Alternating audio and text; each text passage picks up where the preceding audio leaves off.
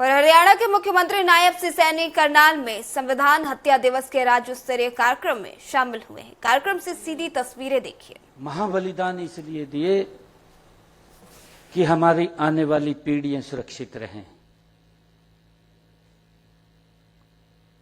जो अत्याचार हम सह रहे हैं, हमारी आने वाली पीढ़ियों के ऊपर वो अत्याचार ना हो। उन्होंने अपने बलिदान इसलिए नहीं दिए थे कि मेरे परिवार से कोई व्यक्ति बनेगा या मेरा परिवार सुखी रहेगा या मेरे परिवार का सदस्य कोई चुनाव लड़ेगा, ये सोच करके उन्होंने बलिदान नहीं दिए।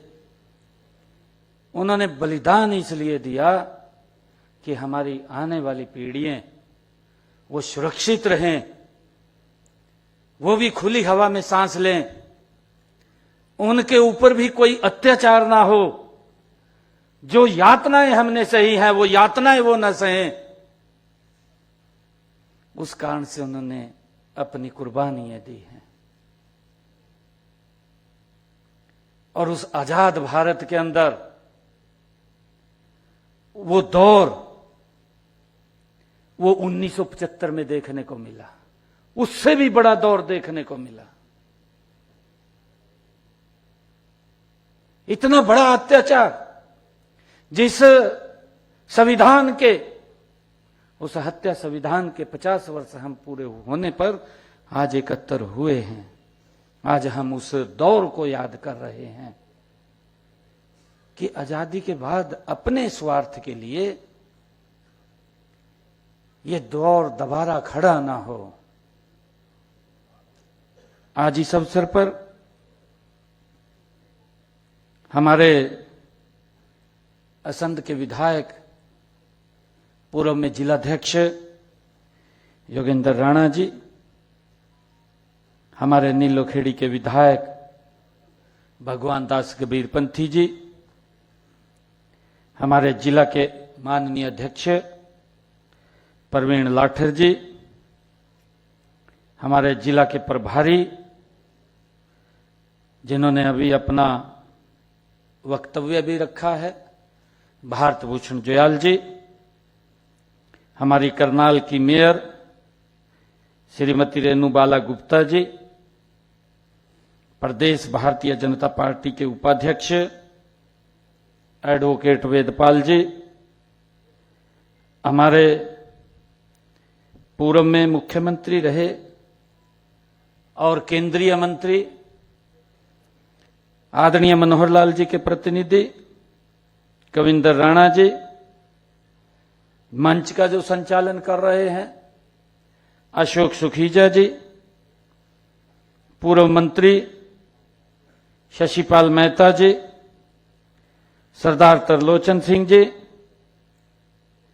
और उपस्थित हमारे सभी महानुभाव, मंच पर विराजमान सभी नेतागण, आप सबको दोनों हाथ जोड़ करके राम राम करता हूं, प्रणाम करता हूं। संविधान हत्या का ये 50वां वर्ष हम याद कर रहे हैं। उस दौर को, जिस दौर में हम ये सोच रहे थे कि अब कोई विपत्ति नहीं आएगी,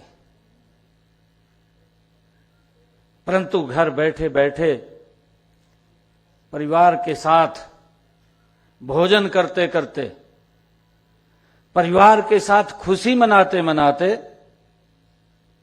रात के 12 बजे आदेश पारित होता है और रात के 12 बजे ही लोगों को घर से यातनाएं देते हुए परिवार के सामने उनको उठा लिया जाता है।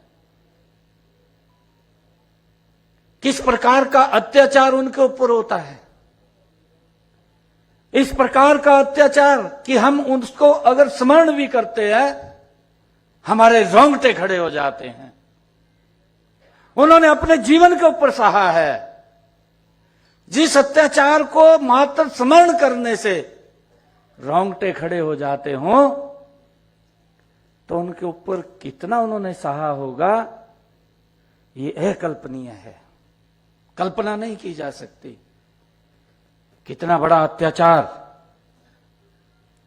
वो उस समय के अंदर, वो आजादी के बाद हुआ है, अपनी इच्छा शक्ति पूरा करने के लिए हुआ है, एक टारगेट तरीके से हुआ है, एक सोची समझी साजिश के तहत हुआ है कि मैं हूं और कोई नहीं है। ये अहंकार था, परंतु ये भारत का लोकतंत्र है, भारत का ये पवित्र संविधान है, जिन हमारे महापुरुषों